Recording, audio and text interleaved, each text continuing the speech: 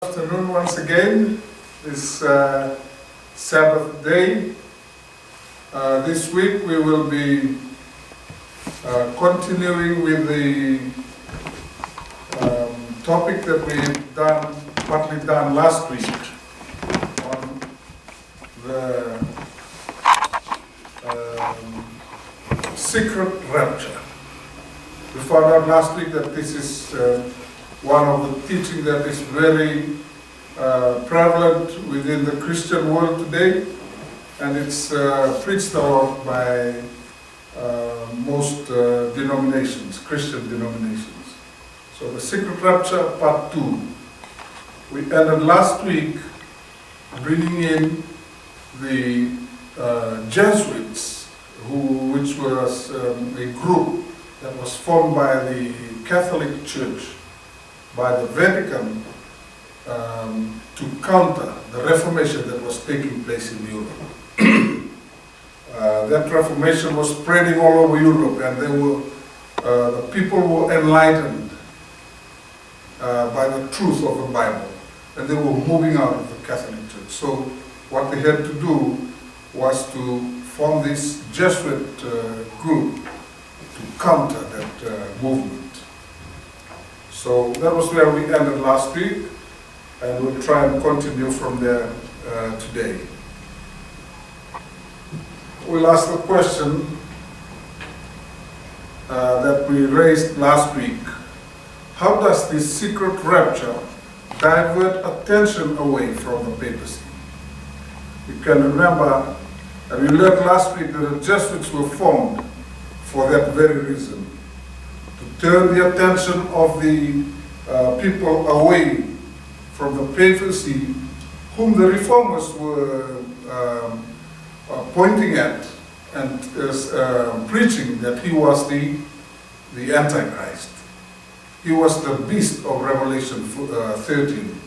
So in order to protect the church and its leadership, this group was to take that focus away from what the reformers were preaching. The Jesuit, how it was founded, this is found in wikipedia.org. It explains how they were founded. The Jesuits were founded just before the Counter-Reformation, or at least before the date those historians with a classical view of the Counter-Reformation had to be the beginning of the movement. A movement whose purpose was to reform the Catholic Church from within and to counter the Protestant reformers whose teaching was spreading throughout Catholic Europe. So this is the Wikipedia explaining how this Jesuit group was formed in the early 1500s to counter the Reformation.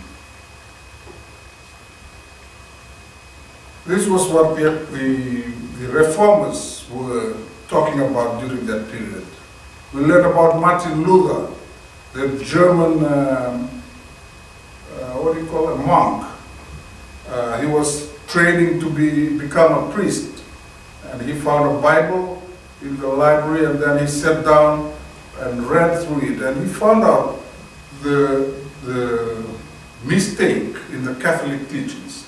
So this is what he wrote about the papacy. Martin Luther, this is the person who started the Reformation in 1517 AD. There sits the man of whom the apostle wrote in 2 Thessalonians chapter 2, 3 and 4, that will oppose and exalt himself above all that is called God, that man of sin to be revealed the son of perdition. He suppresses the law of God and exalts his commandments above the commandments of God. Who was he talking about? Here it is. We hear of the conviction that the papacy is the seat of the true and real Antichrist. This was a Catholic monk in his study on his own, he found this out. And this is what he said: "We here are of the conviction that the papacy is the seat of the true and real Antichrist." So he is pointing at the Pope himself as the Antichrist. So remember, we ended last week by saying that the teaching of the secret rapture, they preach that the Antichrist was still yet to come. It's sometimes in the future. But Martin Luther here in 1517 AD, about 500, close to 600 years ago, had already identified who the Antichrist was. He said it is the person who represents the papacy. Let's see another of these reformers. Another brave reformer was John Calvin. This is what he says. He said, "I deny him to be the vicar of Christ." Where did we get that vicar of Christ from? Remember the Pope's tiara? That's where it says, what is the Latin?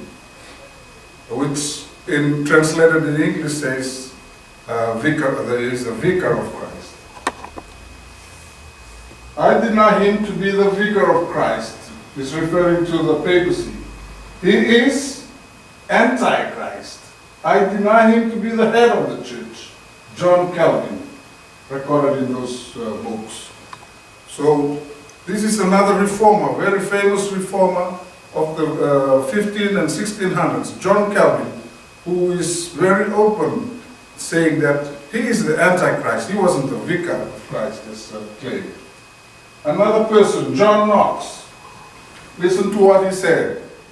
"The tyranny which the Pope himself has for many ages exercised over the Church, the very Antichrist and son of perdition, of whom Paul speaks in one of his books." So John Knox too also identified the papacy as the Antichrist. This was during the Dark Ages, when they protested out of Catholicism. Another reformer by the name of Philip Melanchthon. This is what he said. Listen to what he said.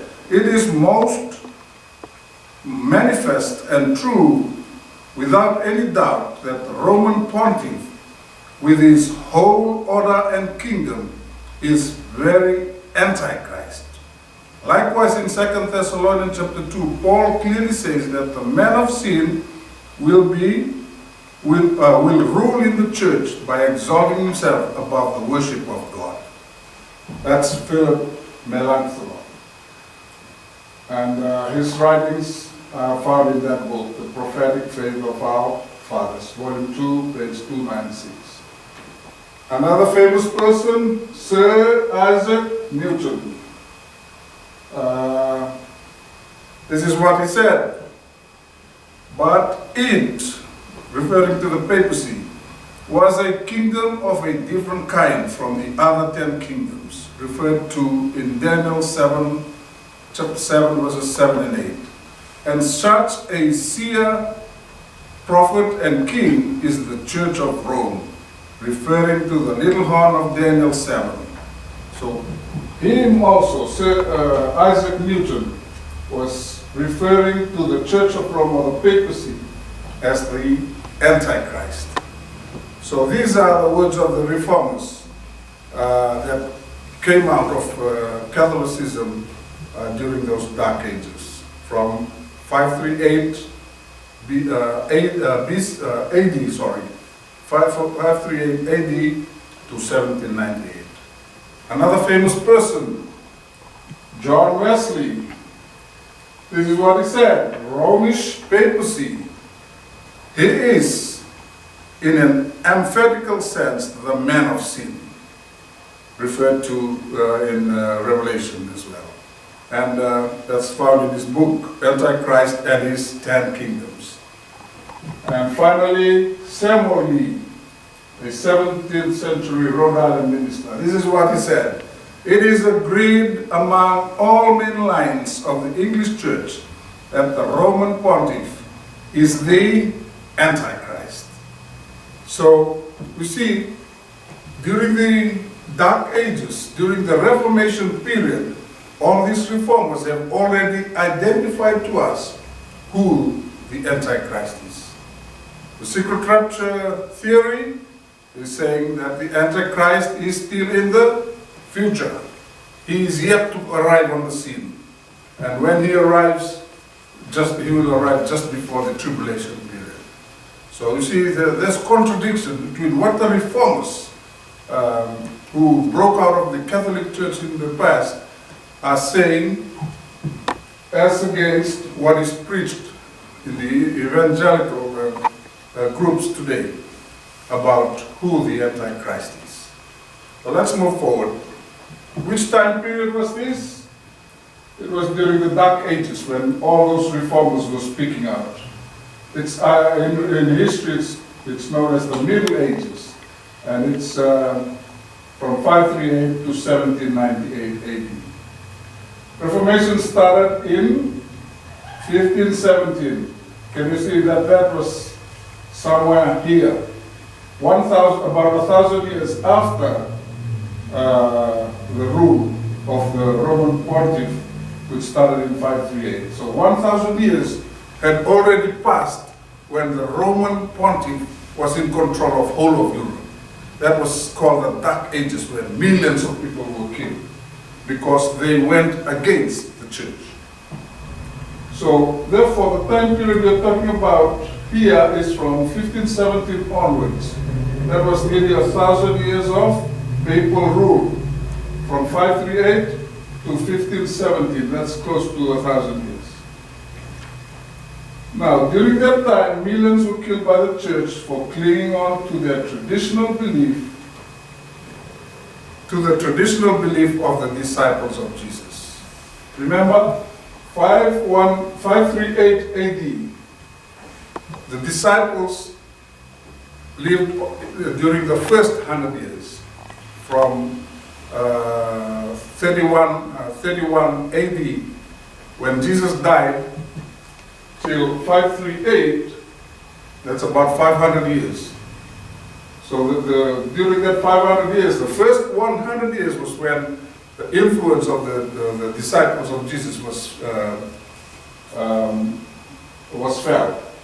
And then right after that, in 538, when the papacy came to rule over Europe, that's when the Dark Ages started, and it lasted for 1,260 years. So during that period is when the truth was trampled on. You remember in Daniel 7, that during that time, the truth was trampled on by the beast? That's exactly what happened during that first 1,000 years after the rule of the papacy in Europe. How can we prove this? Pope John Paul, the Pope before, two popes away from Pope Francis. Pope Francis, the one before him was Pope Benedict. Pope John Paul was the Pope before that. He was the longest serving Pope. And here is what he did. He apologized to the world in 1994. Here is what he said. I'll just read the underlined part. And it says, "The church should become ever more fully conscious of the sinfulness of her children, recalling all those times in history where they departed from the Spirit of Christ." So he is admitting that the church itself had departed from the Spirit of Christ. Although she is holy, this is what he is claiming as Pope. The church is holy. we know that the only person that's holy is God himself. Because of the incorporation into Christ, the church does not tire of doing penance. Before God and man, she always acknowledges as her own her sinful sons and daughters. So this is the church that ruled during that time, 538 to 1798. And within that period lies the Dark Ages, from or the Reformation period. We are talking about here 1517 up to 1798. So the Pope himself has acknowledged the influence of the church during that dark period. We know who the Christ is, who the Antichrist is. We've already known because the reformers have already told us who he is. They did not just make up that just because of what they were seeing. They used biblical quotes and compared it with what was happening in the Vatican and the influence of the Roman Catholic Church over Europe at that time. They identified who the Antichrist is. Yes, according to the reformers, it is the Pope of Rome, Pope John Paul himself, the late Pope, and lately Pope Francis had been openly apologizing of what the church was involved in during those dark ages and more recently. This is what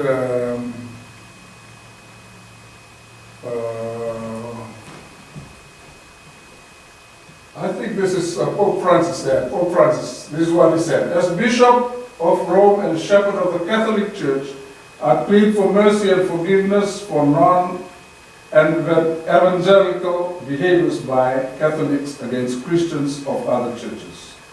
So, Catholics against Christians. Francis said, we cannot undo what was done in the past, but we don't want to allow the weight of past sin to pollute our relations. The mercy of God will renew our relations. So they are admitting that they were once, during that period of time, they were the cause of all that darkness. Now back to the secret rapture. We've studied about the Dark Ages. Now we've seen what the popes have said. What's that to do with the secret rapture, deception? Okay, let's try and link things together. Last week I reminded us that we have to use our analytical mind that God has gifted us with. We found out last week there was no secrecy to Christ's kingdom, Christ's coming. Matthew 24:31. And he shall send his angel with a great sound of a trumpet, and they shall gather together his elect from the four winds from one end of the earth to the other. There is no secrecy involved. Everyone on earth who's alive on earth at that time will see them, because the angels of God will come down with their trumpet and sound. It will be a noisy occasion, because they are coming to take the people of God with them back to heaven. So no secrecy about that. Antichrist to be revealed. We've said that we've already been identified who the Antichrist was. And who did that for us? The reformers of the Dark Ages. And we've quoted a few of them in what they wrote. But the secret rapture teaching says that just before the 7-year tribulation, the Antichrist will be revealed. 2 Thessalonians 2, verses 8 and 9. Then shall that wicked one be revealed, whom the Lord shall consume with the spirit of his mouth, and shall destroy with the brightness of his coming. So this verse seems to tell that he will be identified. What does the true meaning of this, of the Bible teaching say? This verse seems to agree with the secret rapture, because he will be revealed. The wicked one will be revealed then. We just have to look back into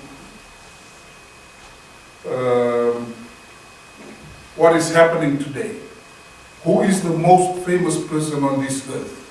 It's the papacy of Rome. It's the Pope of Rome.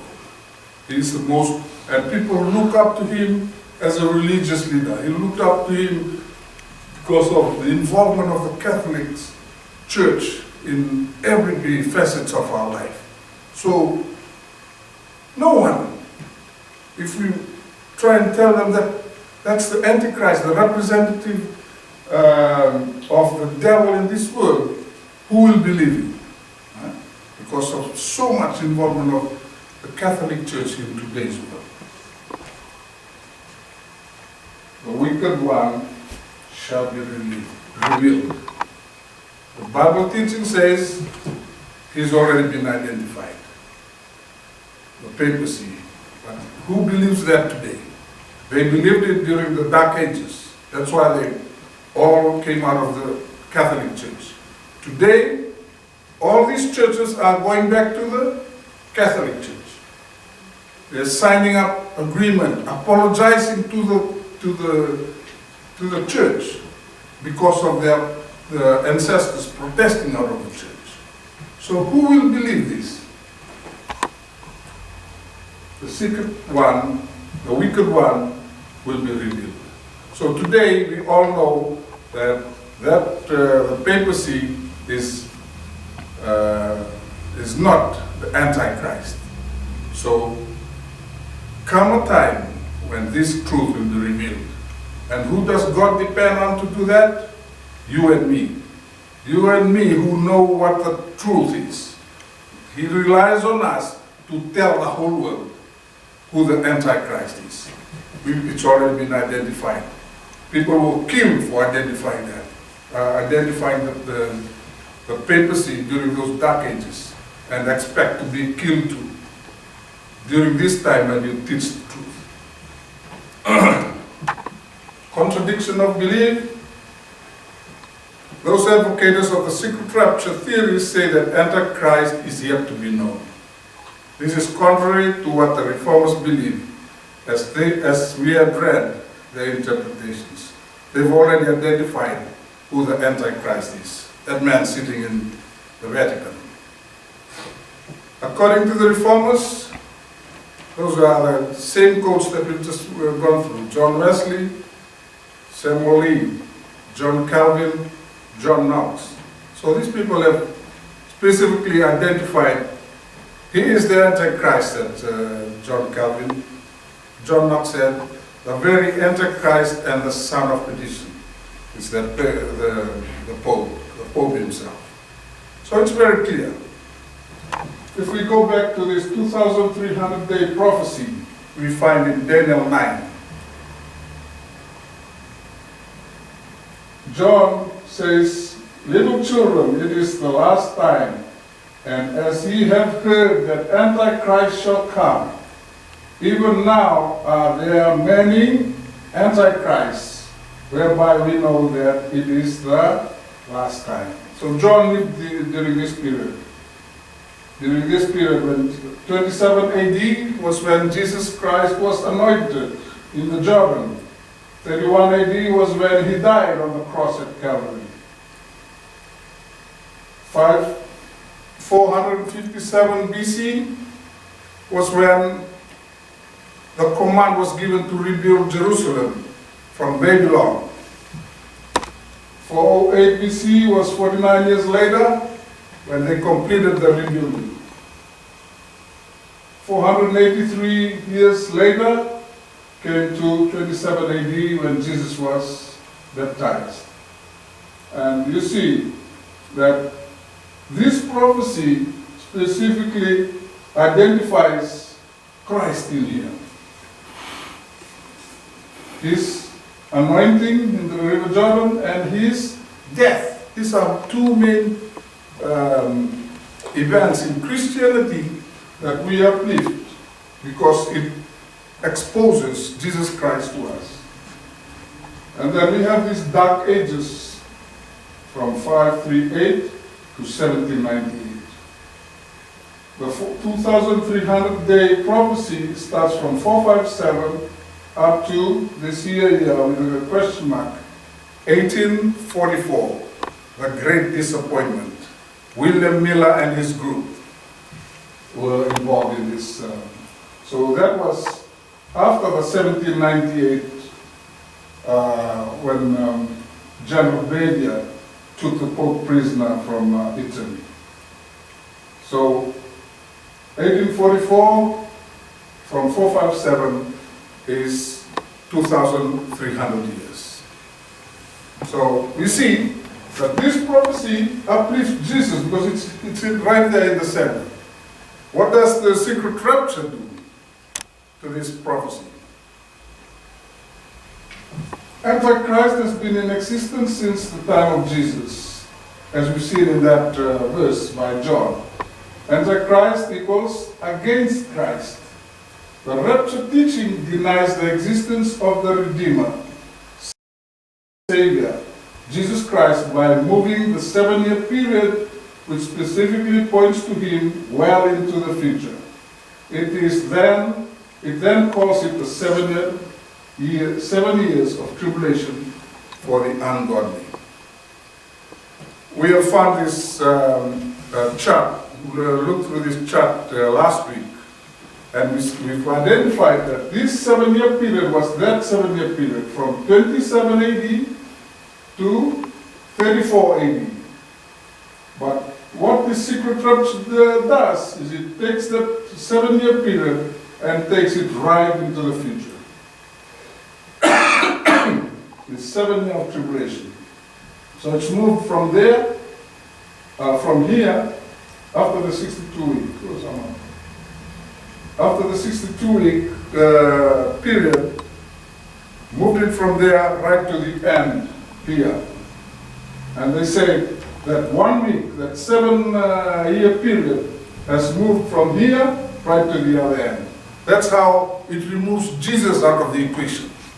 Because it was that 7-year period that started in 27 AD when they anointed Jesus and ended on 34 AD when the gospel was given out to the Gentiles. So that has been removed.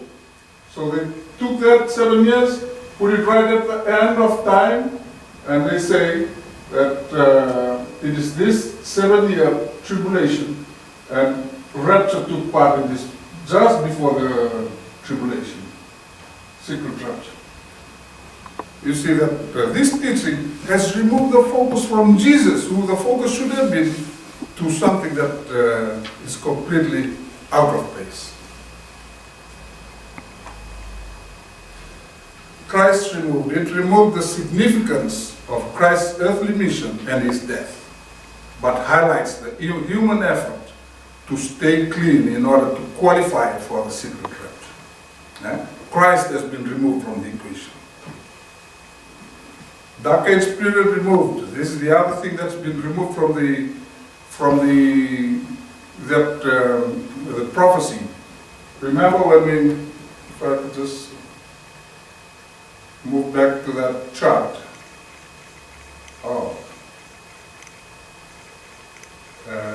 Excuse me. Let me just quickly go back here.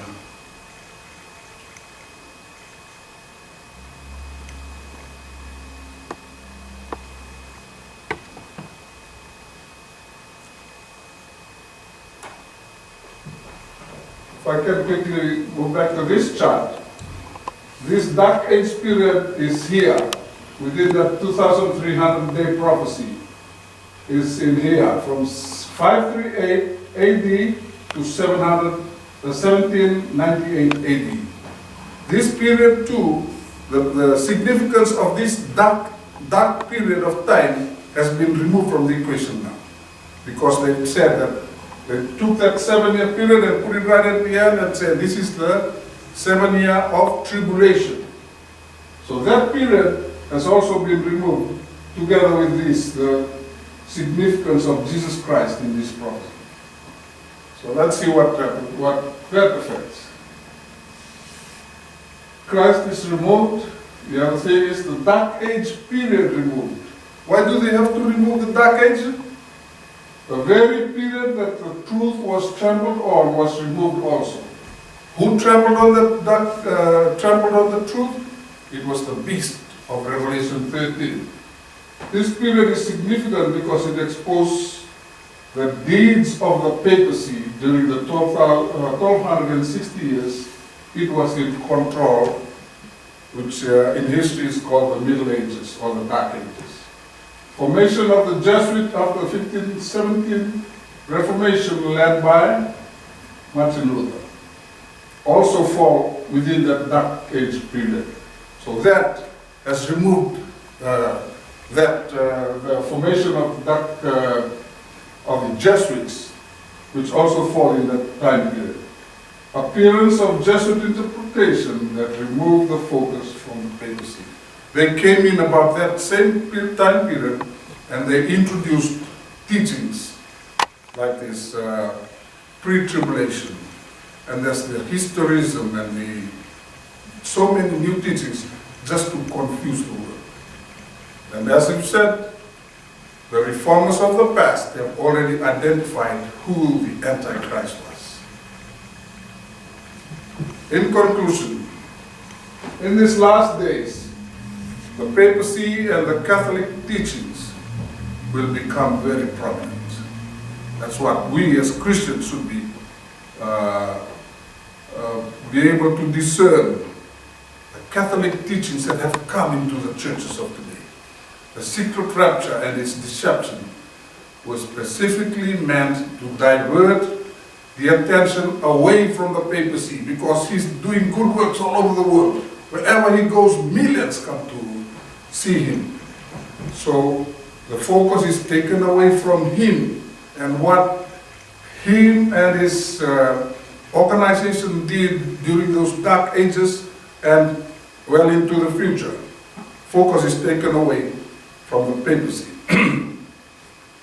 that exists and gets its power directly from Satan. We know from biblical quote, Revelation 13:2 says, this very same person that is the most famous person in the world today, this is what the Bible tells about him. Revelation 13 verse 2. And the beast which I saw, the beast is the Pope, was like unto a leopard, and his feet were as the feet of a bear, and his mouth as the mouth of a lion. And who gave him his power?